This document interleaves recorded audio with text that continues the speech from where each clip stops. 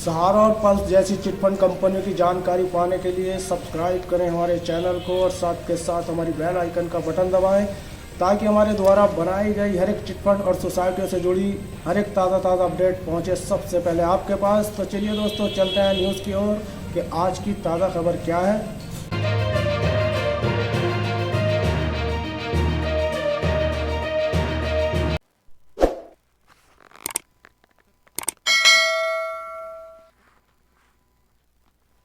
सहारा का मारा, मन करता है मर जाऊं।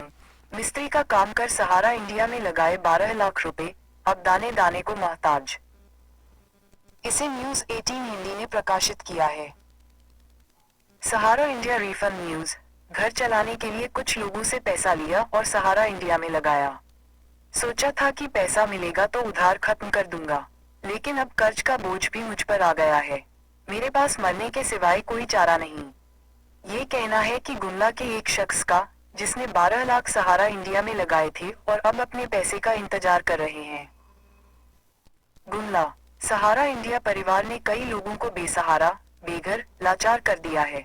सहारा इंडिया में पैसा डूबने के कारण कई लोग विभिन्न समस्याओं से जूझ रहे हैं, तो कई लोग दाने दाने को तरस रहे हैं।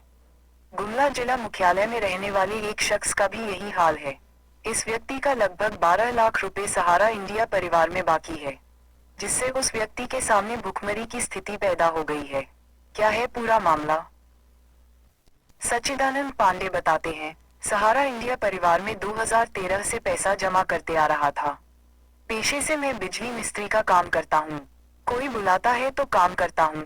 काम भी नियमित रूप से नहीं मिलता है।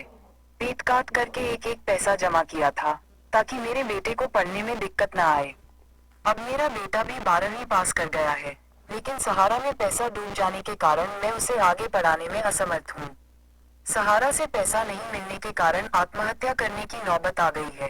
मन करता है मर जाऊं, क्योंकि किसी तरह से बिजली मिस्त्री का काम करके दो पैसा जोड़कर जमा किए थे, ताकि बेटे को आगे पढ़ने में दिक्कत न हो, और अब बेटा पूछ रहा है कि आगे क्या होगा। नम आंखों से पांडे बताते हैं, मुझे समझ में नहीं आ रहा है कि अब मैं क्या करूं। मेरे पास मरने के सिवाय कोई चारा नहीं। घर चलाने के लिए कुछ लोगों से सहारा इंडिया के भरोसे पैसा लिया था। ये सोचकर कि सहारा इंडिया से पैसा मिलेगा तो वापस कर दूंगा। पैसा नहीं मिलने के कारण कर्ज का भी बोझ मेरे ऊपर आ गया है। 50 हजार करके 6 किस्त जमा किया था और 4 लाख करके 2 बार जमा किया था। टोटल लगभग 12 लाख रुपए सहारा इंडिया में जमा किया था, ताकि बच्चे को पढ़ा सकूं और घर परिवार चला सकूं। अब मेरे पास खाने के लिए 12 रुपए भी नहीं है। इसके कारण मैं बीपी, शुगर का भी मरीज बन गया हूँ। मेरी अब इतनी स्थिति खराब हो गई कि मुझे कुछ समझ में नहीं आ रहा है कि मैं अब क्या करूं, कहां जाऊं, किससे पैसा मांगूं।